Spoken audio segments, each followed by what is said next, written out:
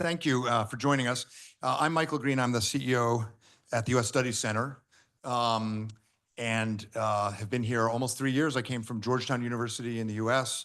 And have enjoyed many aspects of the center, but one of the most exciting is when we get to preview colleagues' work as we are today. We'll shortly be having Aaron up here to tell you about his new book, but very excited and proud to spotlight Katie Gallagher's scholarship in her new book, which is for sale outside. It's hard to hold it up as an advertisement while holding my mic, but Tangled Fortunes, The Hidden History of Interracial Marriage in the Segregated South. An exemplary work of history and American studies, multiple sources. It is a really powerful piece of work, very, very elegantly written. We'll talk more about the theme of the book and some of the historiography and the methodology, but really an excellent read and available outside. And encourage you to buy it and read it. We're going to spend some time talking to Katie about her book, and then we'll open it up for your questions. Put the book down so I don't drop it, if I may.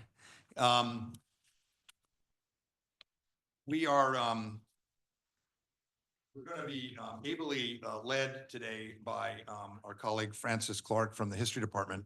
But let me just begin by welcoming you and, of course, acknowledging that we are on the land which the Gadigal people of the Eora Nation have kept safe and sound.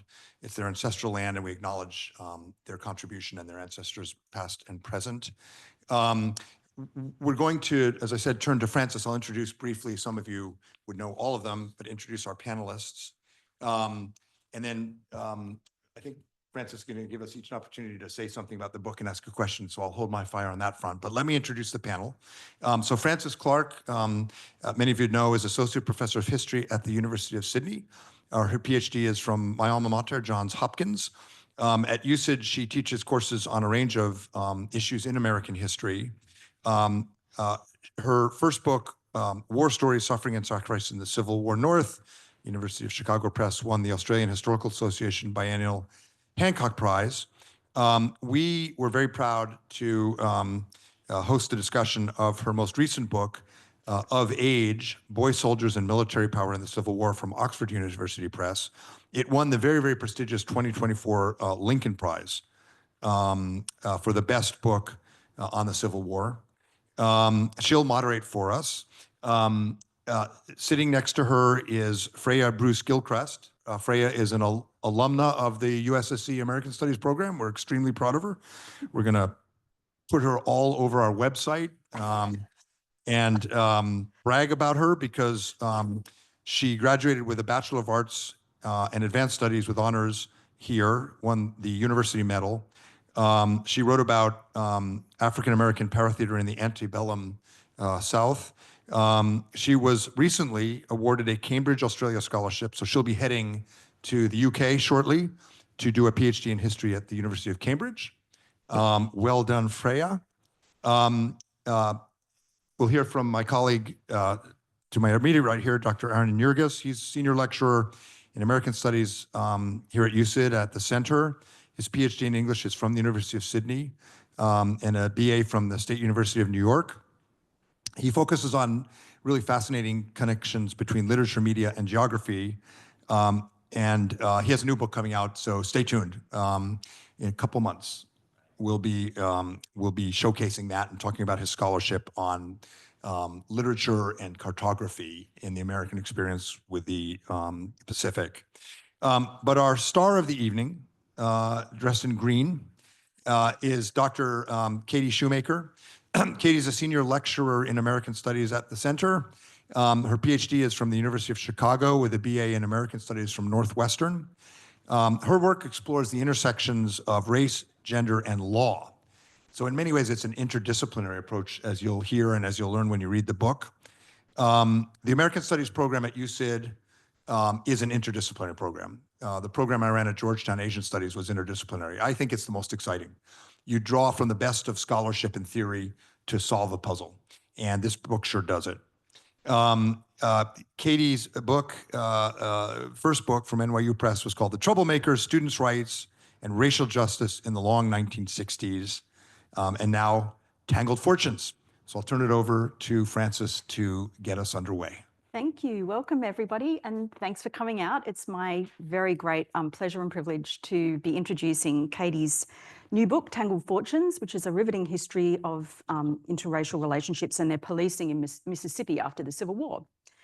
Like the very best works of scholarship, this one leaves you with arguments that, you know, they seem blindingly obvious as soon as they've been stated by someone, and, you know, then they make the job of asserting that argument seem so self-evident that you know that that argument is going to be in your way of seeing history for, you know, forevermore.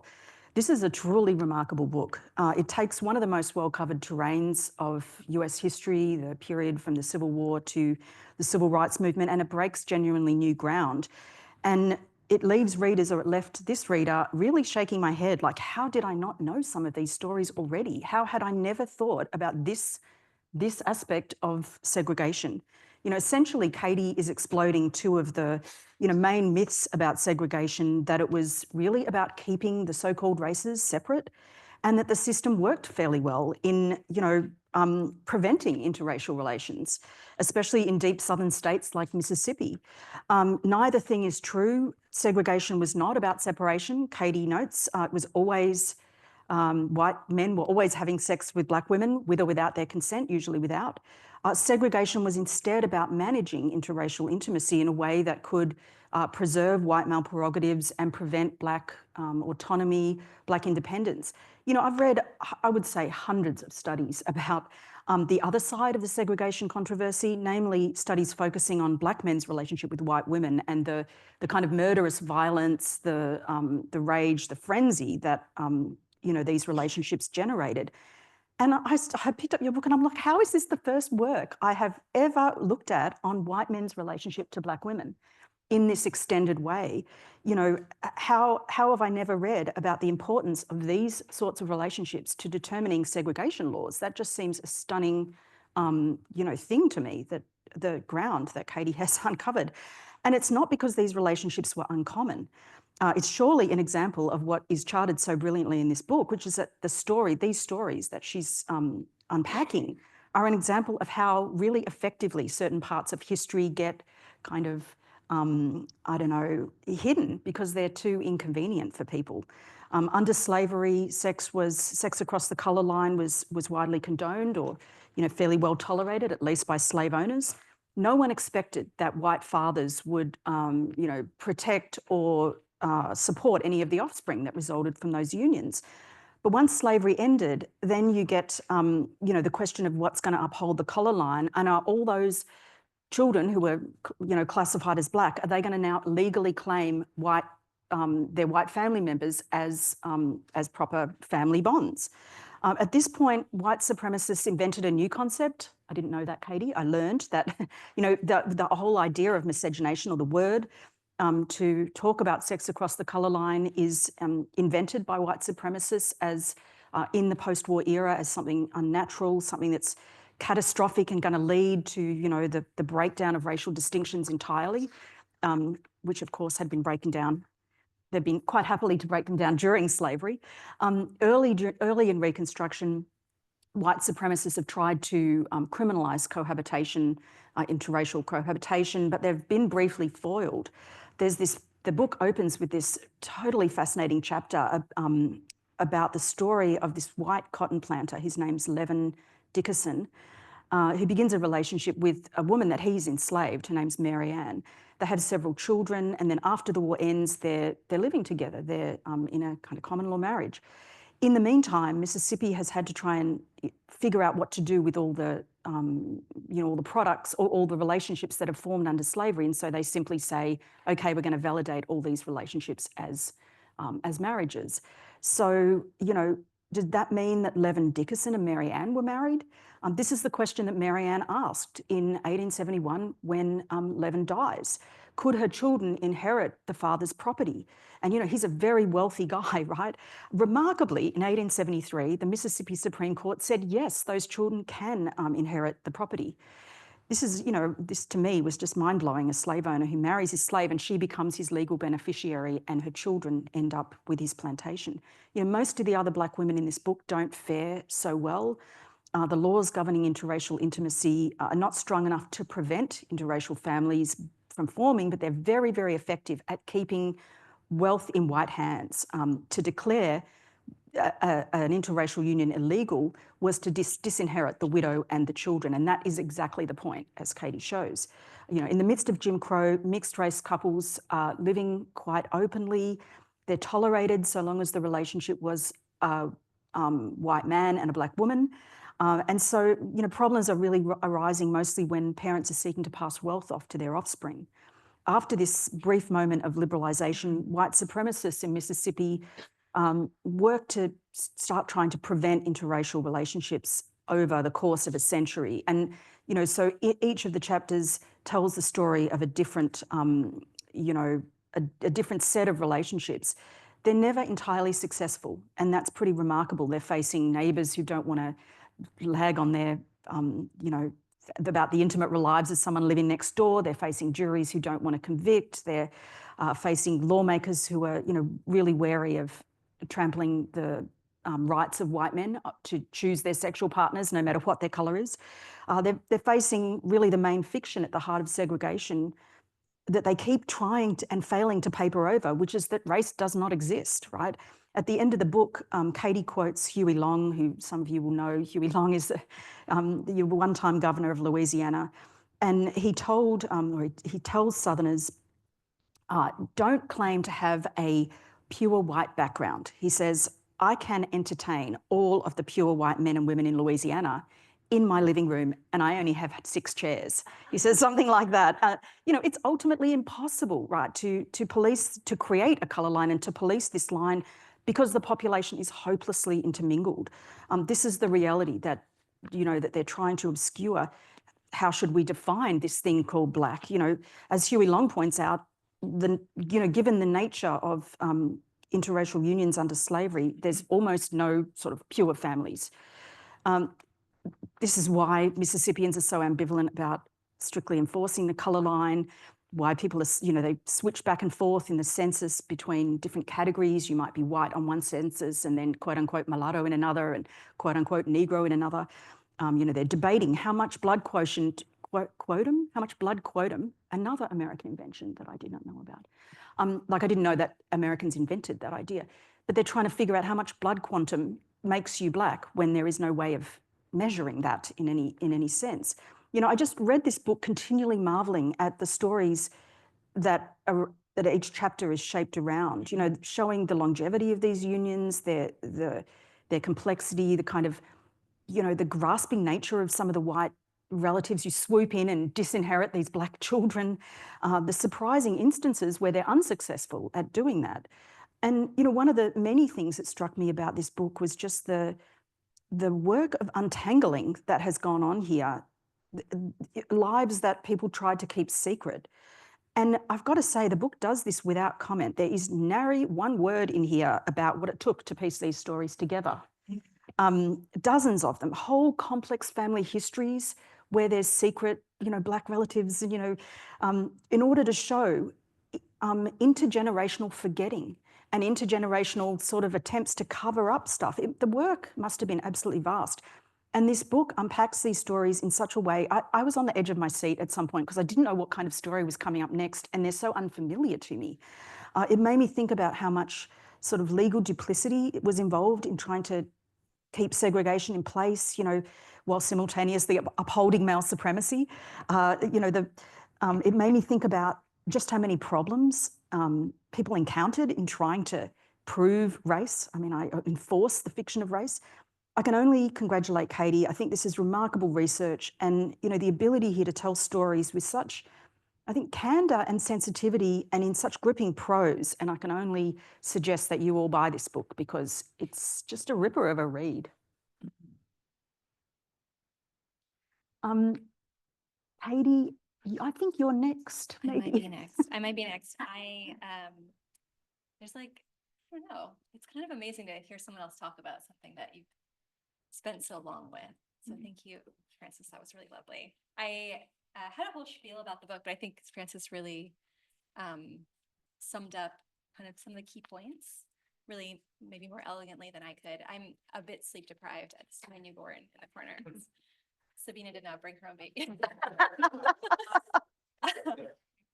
Um, yeah, I know. Who came to see me and who came to see Rufus? That's another family secret.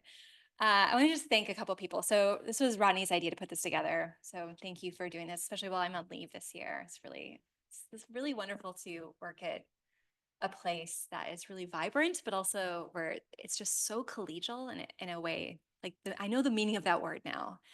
It's really wonderful, and I just have to comment that 3 out of the 4 people on this panel are the people who hired me. Oh. So I'm feeling like a little. It feels a little intense. But thank you all for volunteering to engage with the book, and to Rodney and Janine for organizing. And of course, Sabina for minding my baby. So as Frances said, this is a book about interracial marriage, and it's really the stories of families. So it's a lot of vignettes. It's a lot of pieces that hopefully make a whole.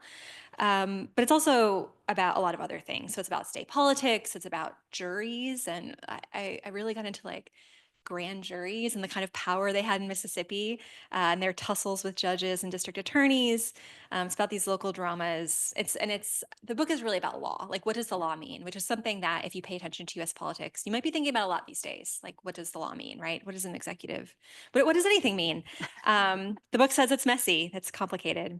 So the book, I really have one argument, right? Which is just that these families existed. So this idea that these laws banning interracial marriage were effective, this is something that people have really taken for granted. And they really have looked at lynching. So this, the murder of Black men by lynch mobs with, no consequences as evidence, right? And that is good evidence. But of course, there's a great book by Crystal Feimster about the lynchings of Black women, and she found one instance where a white man and a Black woman were lynched for an interracial one, right? And it's hundreds across the South for Black men who were lynched. So we've kind of taken for granted, right, that these laws were effective, but I argue that they weren't, right? So these families existed, and that some of these relationships, not all these relationships were consensual. I'm not trying to make that argument, but what I am trying to say is that some of them were marriages, and I'm trying to sort of flip the script on how we understand how the marriage law works, right? And to think about like how the people in the marriage think about what the marriage is, right? And who's married and who's not married. So these marriages existed for a few reasons. Frances really, again, ran through it so much better than I could. But one thing that she touched on very briefly that I do think is worth noting is that a lot of the families I talk about in the book, these were legal marriages from the start. So interracial marriage was legal in the deep South states in the United States after the Civil War, sometimes for 10 years, in the case of Louisiana, for 30. And so a lot of these relationships began as legal marriages. And so they're the stories of what happens when you enter into a union, you start a family, and then the kind of law changes. Like, how do people live that experience? That was one of the questions I was really interested in. Another thing going on here is just about how racism operates, right? So, many white people when they looked at these relationships, they didn't see them as marriages. And this is another reason why the law is not enforced, because the marriage law in Mississippi was quite punitive. So you could get an up to 10-year sentence at Parchman Farm, which is the notorious state penitentiary. The U.S. Supreme Court once ruled that the conditions at Parchman Farm were so terrible, they violated the Eighth Amendment, prohibition on cruel and unusual punishment. So you didn't want to go to Parchman Farm. A lot of people didn't come back from Parchman Farm. But a lot of these couples were not prosecuted under the marriage law because other white people in the community did not see these as marriages. So they were instead, if they were prosecuted at all, prosecuted under a misdemeanor law that had much lower penalties. And these people, if they were prosecuted, often faced no jail time. So people paid fines, they kind of moved on with their lives. And I tried to track not just the instances of people being prosecuted, but also what happened to them afterward. And I often found that they stayed together. And sometimes they stay together in place. So they're not leaving their communities. Sometimes they are, sometimes they're going to Chicago, but often they're just staying. So this kind of leads me to the last piece of the argument, which is that what's happening here in the grand scheme of things is that these laws are infringing on a right that a lot of white men assume that they have. And this is something that comes from the British common law, and this has to do with the right to govern the home. So the legal apparatus governing, the relationships that men have to their wives, to their children, and to their slaves was all considered the law of domestic relations. And this really gave a man the power almost like a lord within the home. So this became a sphere that the law really didn't touch. And so when we think about these laws, like Americans tend to think about these laws banning interracial marriage as inevitable, that of course the southern states prohibited interracial marriage. Of course this happened. It was all inevitable. But I think that there is a lot to be said, right? That idea that the state cannot tell you what you do in your home, especially if you're a white man, that was very powerful and that people held on to that, and they held on to it under slavery and after. And so the way that in many ways the common law is being applied here is creating this kind of sphere. And so it's contested, this idea that the state can tell you, that the state can, that's not my baby screaming. That's great. I love that. I love That's a that. different bad baby.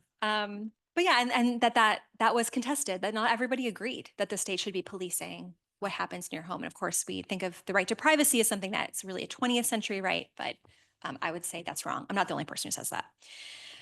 So the Civil War obviously leads to revolutions in a lot of aspects of American life, but I don't think it really fundamentally changed how a lot of these white men understood themselves as governing the home. So that's the big picture, and I'll just give you kind of one. So Frances talked about Levin and Mary Ann Dickerson, who begin the book. So I'll just talk a little bit about the family that ends the book, which is actually where I started with this project. And so people, I don't know if anyone's going to ask me how I came to this project, but well, it's a really long story. I tried to shorten it in my sleep deprived haze, but what happened was I was trying to research the family of some student activists from my first book, the Troublemakers book. And I came across the story of an inheritance dispute in Philadelphia, Mississippi, which may mean Philadelphia may mean something to some of you, especially if you were alive in the 1960s. Philadelphia is where the 3 civil rights workers are murdered during Freedom Summer in 1964. And 10 years before that, there was this court case that went on for a long time that was quite closely watched by people, obviously in Philadelphia, but also around the state of Mississippi, when this white man, Sim Burnside, dies. And he dies, he doesn't have any heirs. His siblings didn't have any children. He doesn't have any nieces or nephews. He's got no kids. He never married. None of his siblings ever married. And what happens is an inheritance dispute between 3 sets of cousins. And one set of cousins is white and the other 2 are black. And they're doing this in post Brown versus Board of Education, Mississippi, which is the most dangerous environment for Black people to be contesting white supremacy.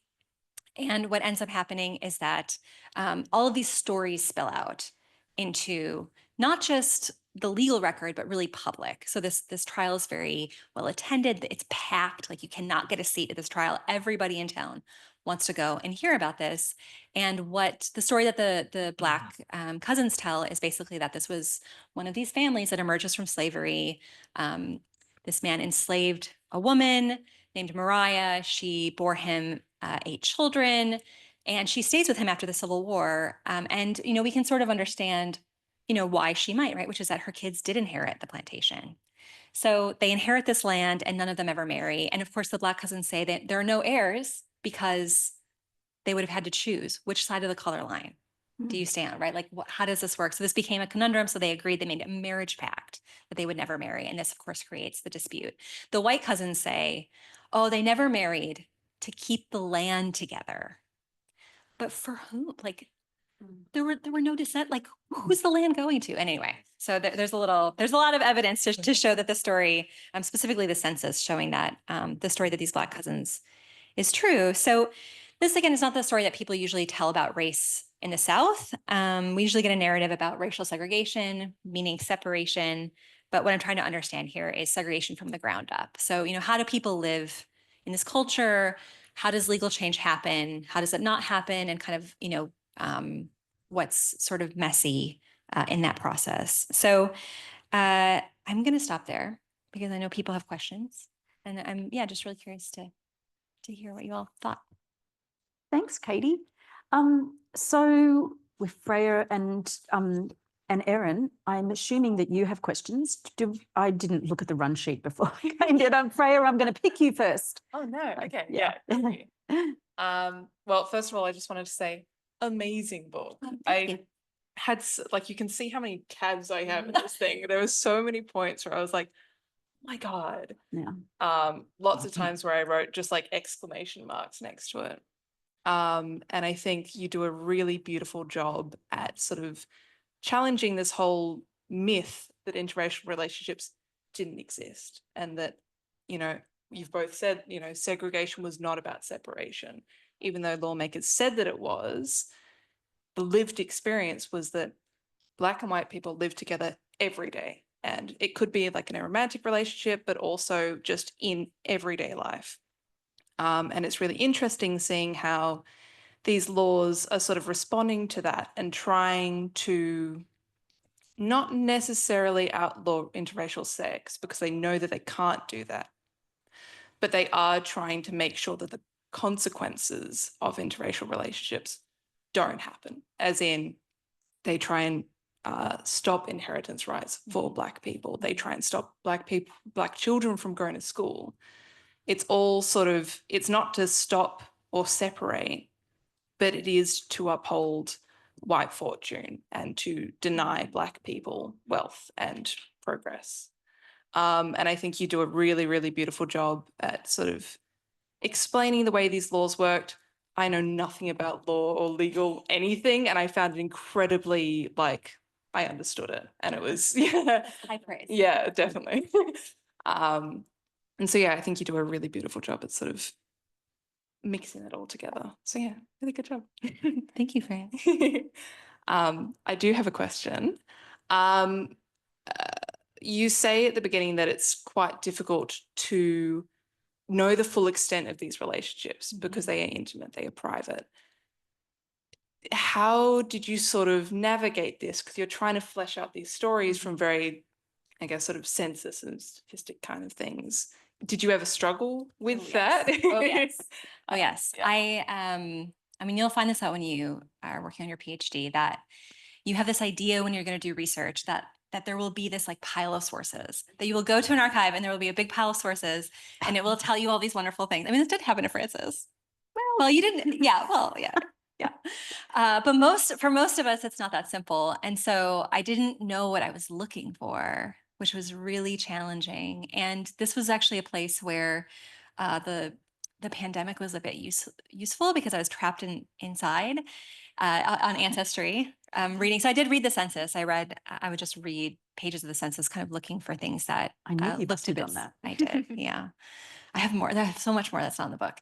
But the thing that I found was what people were prosecuted for. And then once I kind of cracked that cohabitation, that's what people, and when they were talking about cohabitation in the legal sense, they were almost always talking about interracial relationships. And when they were talking about interracial relationships, they were almost always Black women and white men. And so once I figured that out, that I knew I could look at newspapers, because newspapers would sometimes cover these cases, although not as often as you would think. Mhm. You would think this would be really sensational. You would think everybody, like the inheritance case, would want to know. But in fact, you know, I could look at the court records. So like I would go to courthouses. That was where I really found the kind of pay dirt, was in courthouses and sometimes warehouses, but just places where these local records were stored, and like look at the minutes. So like, when are people prosecuted? When are they not prosecuted? And what I found was that often they would come in fits and starts, and that tended to align with, you know, the kind of broader political culture of the state, like what was happening at the time. So when James K. Vardaman, who is this really notorious racist who, you know, supported lynching, was like really invested in gaining political power through sort of violence and the domination of Black Mississippians. So when he comes to power, there's a bunch of these prosecutions, but then they peter out, and then they're kind of very few. And then the 1920s, the rise of the second Ku Klux Klan. The Klan is very invested in rooting out these relationships. And so there's a bunch of prosecutions circa 1923, 1924. And so I kind of learned to track that, and then I could know kind of where to look. But it was a very circuitous route to the sources, which I hope doesn't happen to you. I mean, it was fun to like go on this journey of discovery, but it was frustrating also. But yeah, thanks. Thanks for that question. Aaron, over to you. First of all, of course, I just want to reiterate congratulations. Thank you. I mean, it is such a beautiful book to read, and it's microscopic and epic at the same time. charting the intimate stories of these families and their attempts to hold themselves together against all odds, while also kind of taking me through new political and legal territory, learning more about Reconstruction in the South than I had ever before. And the way that you sort of nimbly move between those scales is really impressive. And I was also continuously marveling on each page about the kind of industrial effort of your scholarship, like these records that you've just, pulled together to tell a yarn, but like there's just so much material in it. It's such a wealth of, archival rigor kind of generating the story, which is also just incredibly readable. And this whole reversal of fortune kind of conceit. I know you had sort of misgivings about the title at one point. I still don't like the title. Yeah. But I thought Fortunes, the word Fortunes did some nice work of kind of thinking about the importance of intergenerational wealth transfer, but also like coming from a literary background, the peripeteia, what Aristotle calls the reversal of fortune, which is really important for storytelling, which really generated the kind of a really readable narrative. I learned a lot from the book. I learned about, Mississippi's radical constitution just after the Civil Rights Act of 1968. That was surprising to me. I was also surprised to learn about the roots of the word miscegenation and the way it was used by white supremacists, because the first time I encountered that word was in a literary seminar about William Faulkner's novel Absalom, Absalom, and the seminar leader used it in this way that kind of erased the maybe more inflammatory origins of the word. And I think I used it in a more neutral way and in conversation. So that was interesting. And I guess like Freya alluded to this, and I wanted to ask you, it was curious to think about you say by the 1920s, there's still no fornication laws in Mississippi targeting interracial sex. There's no fornication laws at all. Oh, no fornication laws. No. So No. Another amazing thing is this kind of permissiveness toward casual sexual encounters in the South. And so there's never an attempt to make it illegal, despite miscegenation being the hobgoblin of the white supremacist mind, and like the newspapers just railing against kind of, that idea, and no attempt to criminalize or legislate against it, even after the Democrats take power. Are there no attempts, or there's no successful attempts, or why is that? Why is miscegenation such a big thing, but no attempt to illegalize interracial sex? Well, I love this question because it lets me talk about another favorite source, legislative journals. Thrilling. So there were attempts. Okay. So every once in a while, a legislator would come, a moral crusader would come and say, like, we need, our communities. And it's interesting actually how the newspapers talk so openly about saying, like, everyone thinks we're the worst town in the state, that, everybody is just like, okay, carrying on, carrying on. Everyone is carrying on, and everyone knows it. And we haven't done anything to stop it. And we need to make this illegal because they're aware that so fornication means sexual relationships outside of marriage. A lot of states did have fornication laws, but Mississippi doesn't. And there is resistance in the state legislature. So if I looked at the journals, I could find that these laws would come up and they wouldn't pass. And the one that really surprised me, actually, and I didn't know before I went to the archive, was that Mississippi proposed but never passed a one-drop rule. So Virginia, the state that the U.S. Supreme Court decision overturning these anti-interracial marriage laws, was a one-drop rule. So any African ancestry made a person Black. Mississippi doesn't have this. It's 1/8 is the blunt quantum that Mississippi uses. And there are efforts to change that law, but it never happens. And it never happens because people know that, there are a lot of white people that have African ancestry, and people are just not comfortable changing the law in this way. And I think that, to go back again to this like tussle between the public and the private and like where the state can intervene, I think that's a lot of what's going on here, right? That people, these men, and it is the Mississippi legislature is a male space. It is a white male space, essentially from the 1870s, about 1880 until like almost the 1980s. So it is a male space. It is a white space. White men are making these laws. They really are the law in the formal sense.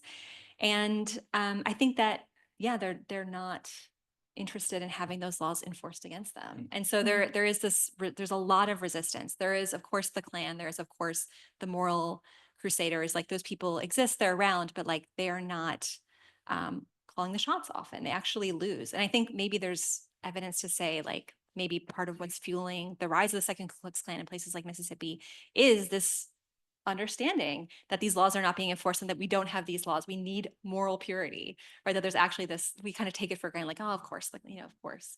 But yeah, I think that that's that, again, finding that resistance, right? That there's this sense of the private and there's a sense that that's not a sphere that the law really has any business intervening in. So I was surprised by that as well. And I started to look at other states, and it turns out other states also not, like, there's an assumption that all these states have these laws and they actually don't. Tennessee, I think, never has it, not even a cohabitation law. So that's a frontier to be in some other book.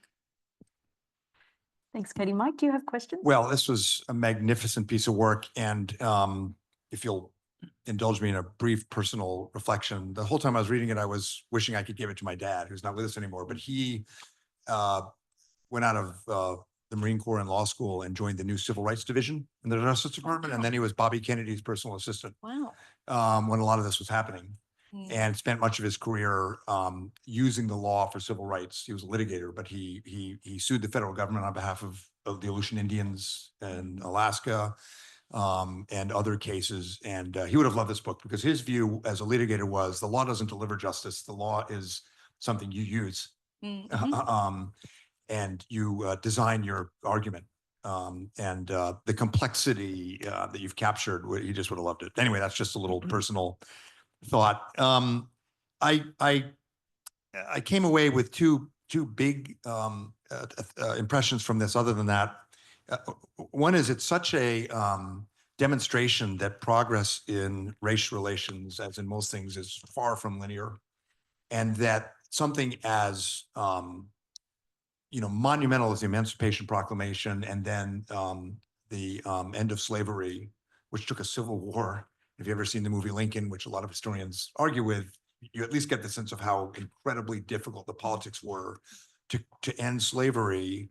And then white supremacy and racism, finds a way. Yeah.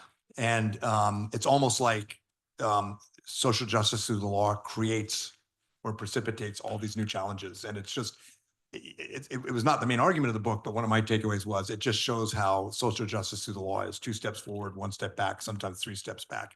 But the other takeaway, and that's a bit of a dark, challenging thought. The other takeaway was love won, pretty much, right? I mean, Sometimes. Loving. yes, loving won, but there was suffering, but in a lot of cases, love prevailed.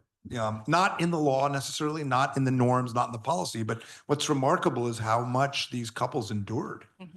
And over the course of history, if you think of it over the course of the history, love did prevail in a way. It's a completely different story, but it sort of evoked the gay marriage debate. Completely different, I know, in many, many ways, but it did sort of resonate.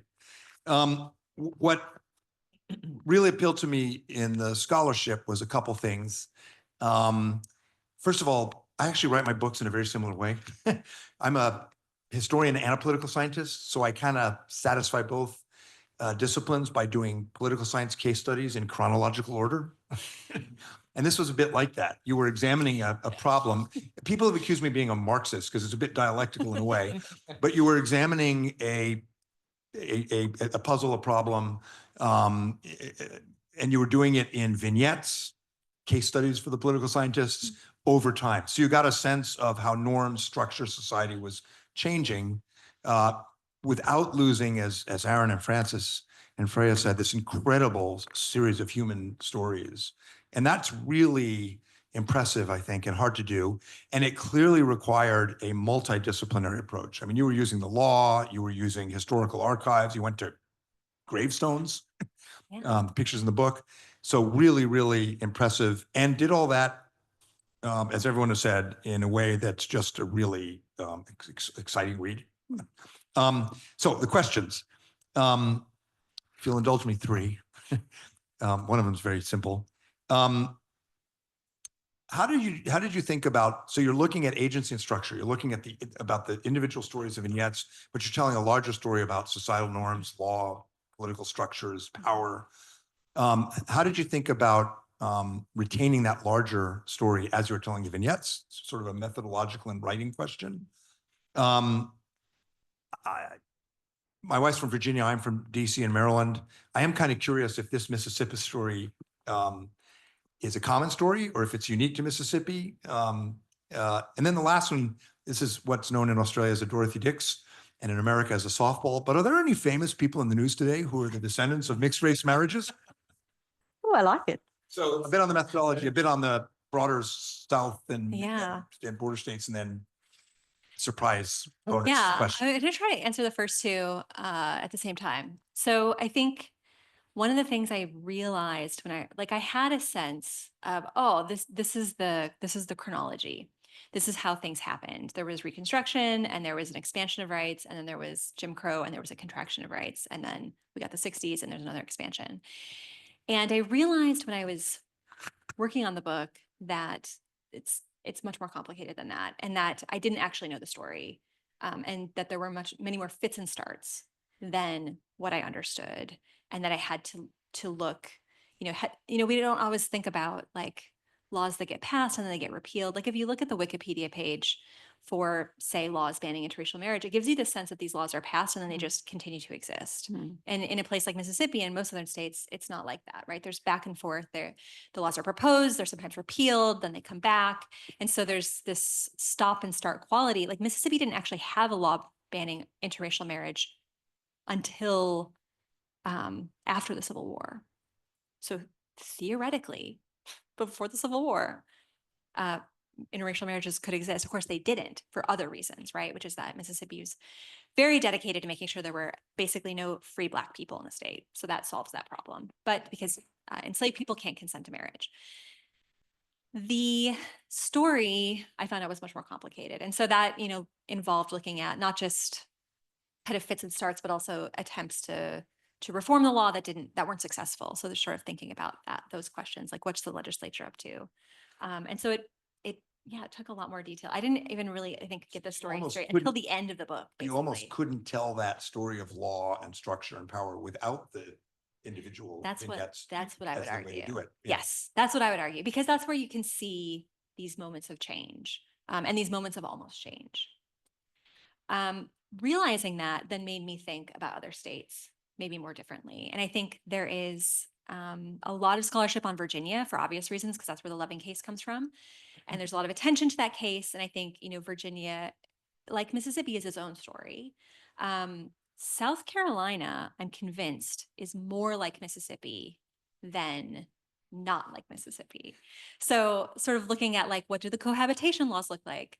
What happens when people get prosecuted? That, I found an instance in South Carolina of a judge who was accused of having a Black wife, and what happens to him? He just leaves town. Like he doesn't get prosecuted. The story doesn't end the way you think a South Carolina story about interracial relationships should end. So that makes me suspect that this story is not just a Mississippi story. But I also think if we get back to the bigger picture, right, this really strong sense of kind of the home as the sphere that men govern, I think is not limited to Mississippi. I think that is something that exists. And, people take for granted that these stories exist in Louisiana, which brings us to our famous person, which of course, the new Pope has a really interesting. The genealogists have had a field day with the Pope's ancestry, because it turns out that he has African ancestry and that his family comes from Louisiana. They crossed over the color line in the early 20th century, in some ways followed the stories of some of the families in this book where they don't move, but the kind of color line moves around them, and then they're moving in response to it. So I found it interesting that his family, their census classification changes from Black to white from 1900 to 1910, and 1910 is actually when the Louisiana state legislature gets really involved with trying to decide what it means to be Black. And there's all this litigation over it, and like how Black is Black, and that leads to the Huey Long problem. But people, I think there are more places that are like Louisiana, like South Carolina, like Mississippi, than people might have assumed. So I think I've answered all of your questions. Or I've tried at least. Well, that's good, because we have some minutes for questions from the audience, if anyone has any questions. Yeah. Mike. Oh. You want me to send it down? This one's working. Yeah. Ronnie's got it.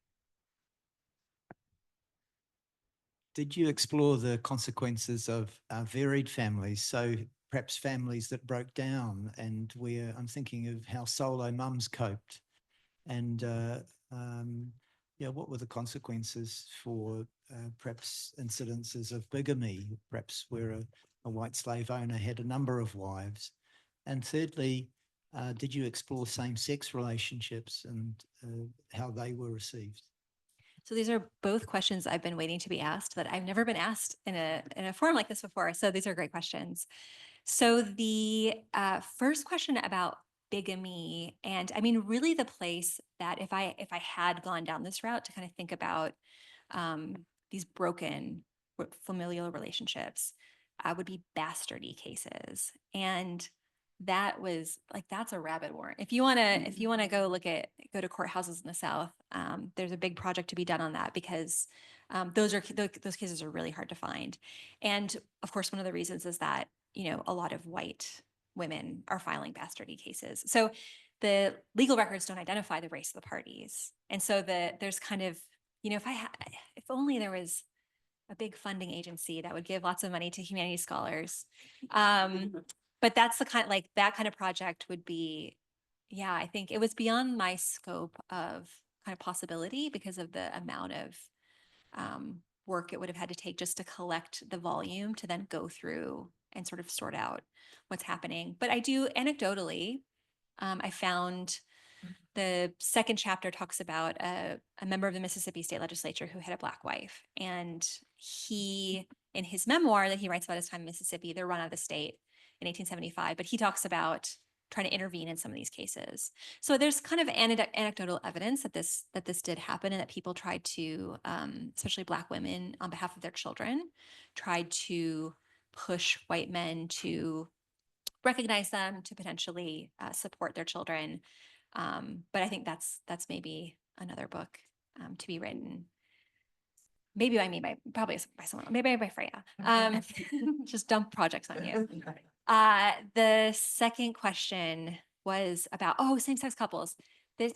No, I didn't, because I think in the same way that people looked at white men, like Black women cohabiting with white men, they could say, oh, she's the cook, she's the housekeeper, or they would say she's his concubine. That's the language that they would use if they knew it was a sexual relationship. They wouldn't see her as his wife. The history, and there's some really excellent scholars Rachel Hope Cleaves wrote a really great book about this, about same-sex marriage in early America, that have done this kind of work. And I think we know these relationships are here. It wasn't something that I came across because I didn't find any instances of cohabitation prosecutions that were same-sex. And it's also because that's not what I was looking for. Mm-hmm. But it's like, I would be so curious to know, right?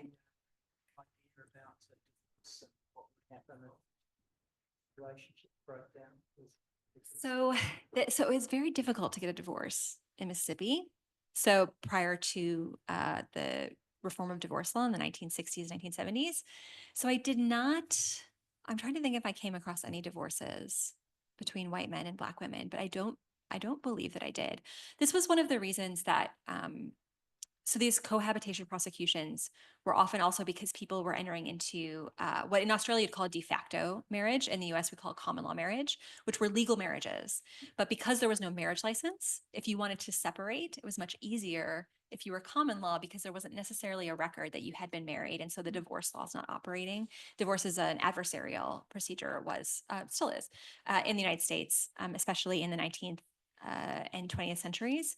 So that's a really long way of saying no. But these are, again, things I like to think about. You were talking about your sources mainly being between couples with white males, Black women. I'm wondering if you found anything really interesting about the other way around, Black males and white females, considering I would have assumed the consequences of the dynamics were a lot more volatile and perhaps also more secretive too, or is that just a frontier still? So one of the places that I might be wrong in the book is in kind of over asserting so lynching was powerful mostly in the idea of lynching, right? Like not every Black man who had a relationship with a white woman was lynched. And I'm working on an article now actually about a case like this. It actually turns into an infanticide case, which is why I haven't finished it, because it's very difficult to write about this stuff when you have an infant yourself. But I think that actually it's there in some communities there was more toleration than maybe historians have acknowledged. Of course, the consequences were much more deadly for those relationships. So I do think that they were more rare. But there's a very sad story that I write about in the book that I came across somewhat incidentally, about the case of Susie Perkins, who was one of the few people in the book who is convicted under the felony marriage law and who goes to Parchman Farm. First, she goes to the state prison for women, and then that's merged with Parchman Farm. And Susie was a white woman who married a man who was rumored to be Black. And one of the reasons that story is really interesting is that all of these people, this is how I came across the case, is that the townspeople wrote a petition to try to encourage the governor to pardon or to commute the sentence of the sentence of Susie Perkins and to get her out of Parchman. And they're not successful. She serves 7 years of her sentence. She gets some time for good behavior, but she's there for 7 years. And one of the people who writes on her behalf in the clemency case is the district attorney who prosecuted her. And what he says is essentially, her husband left town, probably was worried about being lynched. It's not clear, but he leaves town. He's never prosecuted. And the district attorney says, if he had been prosecuted, I couldn't prove he's Black. And then that brings in all these questions about his ancestry, and it raises this question, right? Did Susie know about and was it true? That's the other piece that we don't know, but I do know that Susie Perkins served 7 years. So that was a really sad story from the book. Now, do we have time for one more question? We do. We have time for one more question. Over there. You're talking about people forgetting things, but I'm wondering if this whole period of interracial relationships gets mixed in with the evils of Reconstruction, radical Reconstruction, and then becomes kind of a foundation for the lost cause myth. Is there any relationship there in the political rhetoric? And how do people deal with, national popular culture like D.W. Griffith's movies, which sort of are super Victorian, super racist? They're just not watching movies in Mississippi, or? No, they were definitely watching Birth of a Nation in Mississippi. I think that this might be like a thing that is very particular to the US South. Maybe it isn't, but I don't know if there's a corollary in Australia. But there is a tradition in the American South of, there's the kind of things that you talk about in public, and then there's the things that you don't.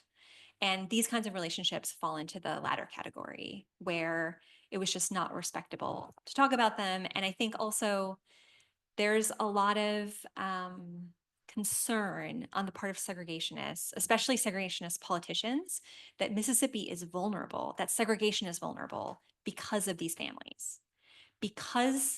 And what's interesting is that actually the Black press outside of the state, so like the Chicago Defender, will talk about these cases, because some of these cases go to the Mississippi Supreme Court. Like, they're not a secret. These cases it's all in the public record. But the white press is more reluctant to talk about it versus Black newspapers outside the South will talk about like the hypocrisy of the South. And when we think about the law and, the kind of where the higher structures of law are, one of the things about segregation is that it has to be rational. Like that's the basic. Every law in the United States has to be rational. That's the lowest bar. It can't be arbitrary, and that has to do with worries about the power of monarchs, right? That monarchs have, and tyranny involves arbitrary power. So the law has to be rational. And if you look at these laws and you look at society, you can see that there's quite a disconnect, right? And so they're quite anxious about the vulnerability of segregation law. And that leads actually to a lot of the laws that we think of as like the classic Jim Crow laws were actually quite recent vintage. So the 1950s is like when the Mississippi legislature writes the most number of segregation laws, because they're worried that segregation is vulnerable. So I think that is what's going on, right? That there's sort of the conversations that you have in the home, or in the speakeasy, or like where someone's selling bootleg whiskey, and then there's the conversations that you have in the public square, and those are different conversations. So that would be my And I think also there's dissent about it. Like not everybody's on the same page, right? These families exist, but there are a lot of people who don't want them to. Mhm. So that's a powerful force to that. And that story I feel like has been more well told, which is Yeah. why I didn't focus on it as much. Well, we've run out of time. I invite you all to congratulate Katie and buy her book.